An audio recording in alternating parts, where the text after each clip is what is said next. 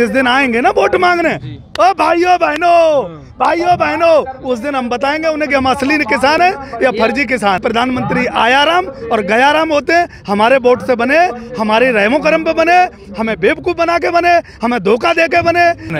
मेरी कलम किसी प्रलोभन के आगे बिकती नहीं, किसी भी बह के आके दिन को रात लिखती नहीं।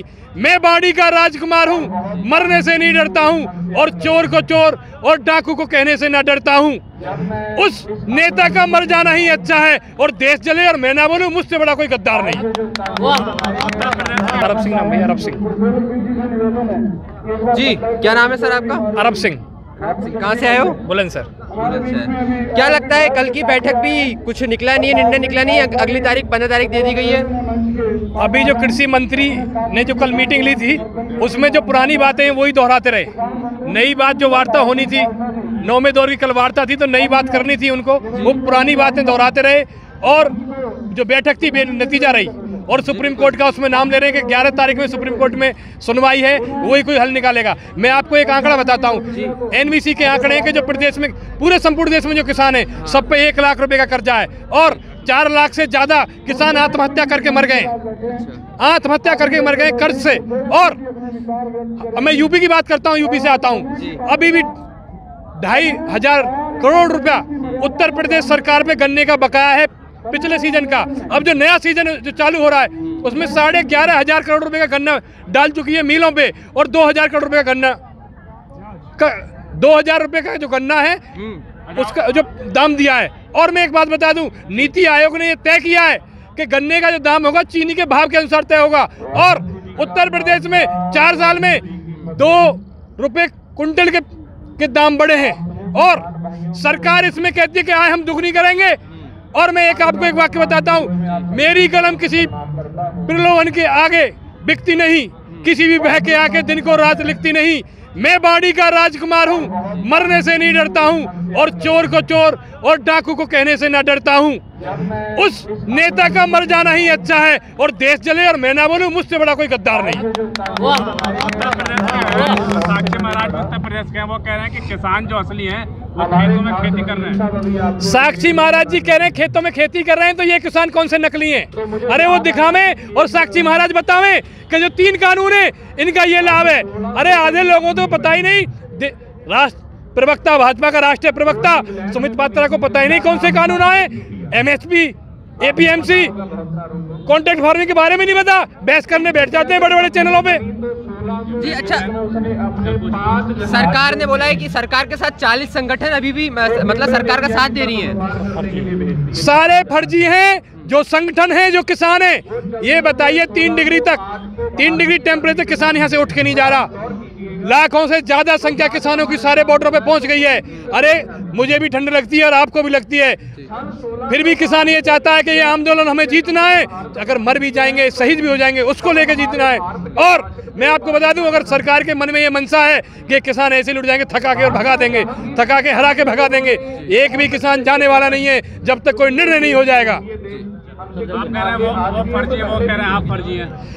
अरे हम फर्जी हैं तो हमारे लिए बताएं और वो फर्जी, अगर वो सही है तो अपना प्रूफ देना है आगे, किसानों के बीच में बताएं कि ऐसा निर्णय होना है। अगर वो कह रहे हैं सब फर्जी हैं तो यहाँ के सबसे पूछताछ करें ना, कौन फर्जी है, सबका डाटा लें यहाँ के कि कौन किसान है कौन नहीं है।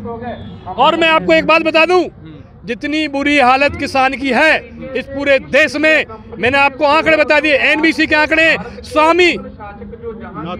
स्वामीनाथन रिपोर्ट। और एक बात और मैं बता दूं भाई, मुझे एक बात बताओ, आप इन भाइयों से पूछ रहे हो कि किसान फर्जी हैं, हमें उनसे सर्टिफिकेट लेना है। वो हमारे रहमो करम पे वो प्रधानमंत्री हैं, हम उनके रहमो करम पे किसान नहीं हैं। उनको बता देना कि उनके रहमो करम पे हम किसान नहीं, हम जमीन का सीना चीर के और खाना खिलाना देश को जानते हैं, उनकी हमें जरूरत नहीं है। और जिस दिन आएंगे ना वोट मांगने, ओ भाइयों बहनों, उस दिन हम बताएंगे उन्हें कि हम असली किसान हैं या फर्जी किसान हैं। ये हमें उन्हें सर्टिफिकेट लेने की जरूरत नहीं है। हम राष्ट्रभक्ति का प्रमाण पत्र उनसे लेने की जरूरत नहीं है। हमारा एक भाई सीमा पे लड़ाई लड़ रहा है, दूसरा भाई पुलिस में है, तीसरा भाई हमारा जमीन का सीना चीर के देश को खाना खिलाता है। ऐसे प्रधानमंत्री आयाराम और गयाराम होते हैं। हमारे वोट से बने, हमारे रहमो करम पे बने, हमें बेवकूफ़ बना के बने, हमें धोखा दे के बने। अब ये धोखा और ये बेवकूफ़ी अब हम नहीं बनेंगे। आने वाला समय उनके लिए खतरनाक होगा। जैसे अटल बिहारी वाजपेयी को कोई देखने नहीं गया था, ऐसे ही मोदी जी, मैं आपको समझा देना चाहता हूँ, कोई आपको देखने वाला पैदा नहीं होगा। ये राष्ट्रभक्त और राष्ट्र में जमा रहेगा, राष्ट्र में अड़े रहेगा, तिरंगे की शान बनाए रखेगा और देश के लिए निर्माण और निर्माता देता रहेगा। मुझे सर्टिफिकेट देने की सरकार जरूरत ना करे। सरकारें आती रहती हैं, जाती रहती हैं, और जब चुनाव होता है तो इसी किसान के कदमों में आके वोट मांगते हैं, हमारे भाइयों के पैर धोते हैं और हमें राष्ट्रभक्त बताते हैं। आज वो हमें राष्ट्रद्रोही बता रहे हैं। समय आने पर हम उन्हें देख लेंगे। क्या पूछ रहे हो भाई? यदि उन्हें लगता है उनको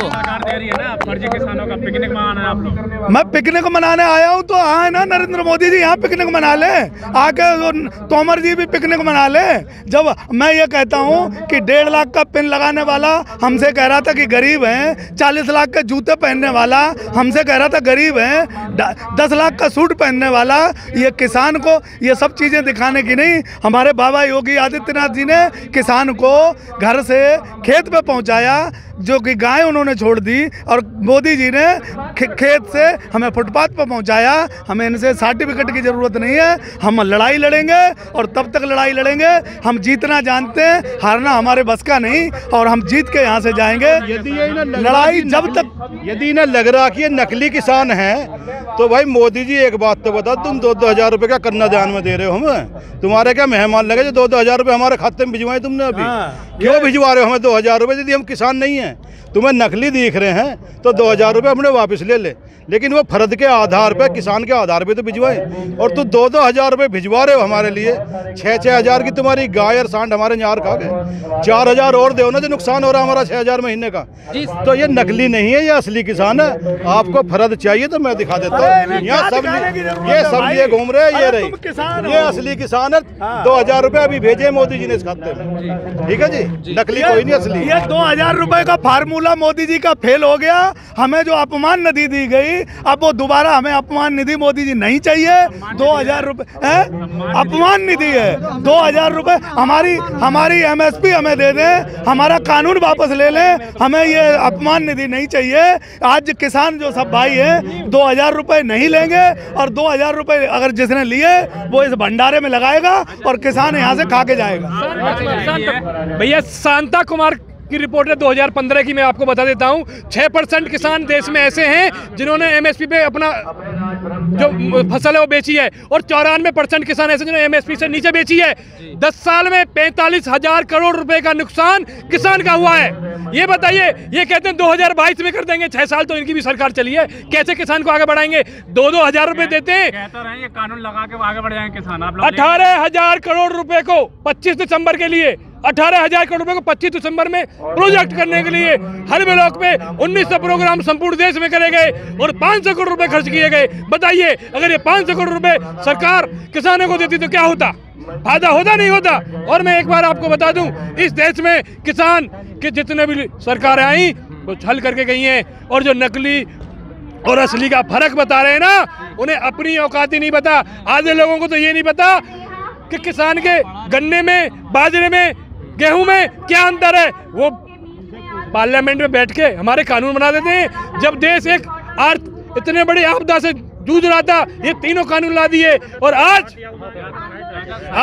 इन कानून की कोई जरूरत नहीं है। अगर सरकार के थोड़ी घनी शर्म बची है तो किसानों से माफी मांगे और इनके जो कानून बनाए इनको वापस ले। जय हिंद, जय भारत। हमें सुनो, भैया मैं गाजियाबाद मोदी नगर से आया हूँ जी। मैं मोदी साहब को एक ही सलाह दूंगा जी, बिल्कुल। इधर देख के बोलिए। जिस समय इन्होंने नोटबंदी किया और ये किया, भैया मैं तो अपना खाली थैला कंधे पे धर के चला जाऊंगा। बेहतर है, ये अडानी अंबानी के इतने प्रेशर में आ गए हैं तो बेहतर ये है, किसान के लिए कुछ कर नहीं सकते तो खाली थैला लेके विदेश में चले जा, छुट्टी हो जाएगी। अंबानी तो बोल रहे हैं कि हम किसानों के साथ में। अजी कौन कह रहा है, बेकार की बात कर रहे हैं। डकैती डाल दी और किसान इतना परेशान नहीं है, किसान इतना परेशान नहीं जितना ये आम जनता। इतना महंगा राशन, किसान तो लड़ाई लड़ रहा पूरे भारत की। ये तो 2 बीघा 4 बीघा अपना अनाज पैदा करके बैठ जाएगा, लेकिन जो हमारे भाई हैं 50-60% ये भूखे मर जाएंगे। ये इनको रात को अपना टीवी दिखाते हैं, जो गोदिया टीवी है वो इनको झूठ बोलता रहता है, वे चुप बैठे हैं। और ये भी अब उभरने लगे, जिस समय ये लोग आ जाएंगे इस दिल्ली का तख्ता तुरंत पलट जाएगा। नरेंद्र सिंह तोमर ने कहा है कि बड़ा दिल उठा करके राष्ट्र हित में किसानों को सरकार की बातें मान लेनी चाहिए। अरे भैया ऐसा है, ये राजनाथ सिंह जो हमारे रक्षा मंत्री हैं, एक योगी प्रसाद यूपी के वो हैं, ये जो हैं, मुझे जाति से नहीं कहना चाहिए लेकिन कह रहा हूँ, ये ठाकुर जाति से होकर अपनी दादागिरी का प्रयोग पूरे किसानों पर कर रहे हैं। और हम बाद में मरेंगे, ये पहले मरेंगे।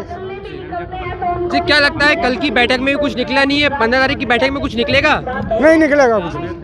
किसान सुनो सुनो सुनो सुनो, मेरे ख्याल से किसान 15 तारीख की बैठक में नहीं जाएगा और ना जाना चाहिए, क्योंकि इसका कोई औचित्य नहीं है। ये तो किसानों को गुमराह करने का एक रास्ता है, टाइम टेबल देते रहते हैं और चलता है। और हम बिल्कुल डटे हैं, मेरी उम्र 80 वर्ष है और मैं भी यहाँ मरने जीने के लिए आया हूँ। जब ही जाएंगे हम, जब वार पार हो जाएगा। भाई ऐसा है कि इस सरकार ने किसानों को नोटबंदी पे धोखा दिया, कोरोना के नाम पे धोखा दिया, 2 करोड़ रोजगार के नाम पे धोखा दिया, कानून बनाने के नाम पे धोखा दिया। देश में इस सरकार ने किसानों को, मजदूरों को और यहाँ के नौजवानों को और देश के जवानों को धोखे के अलावा कुछ नहीं दिया। अगर फायदा दिया तो 15 उद्योगपतियों को दिया, अडानी अंबानी को दिया। ये सरकार पूरी की पूरी अडानी अंबानी के समर्पण है, अडानी अंबानी के लिए काम करती है। किसान को सिर्फ मिलेगा धोखा। हमसे कहा गया था कि हवाई चप्पल वालों को हवाई जहाज पर बिठाएंगे, 2 करोड़ रोजगार देंगे। हमें ये कहा गया था कि आपको 15 लाख देंगे।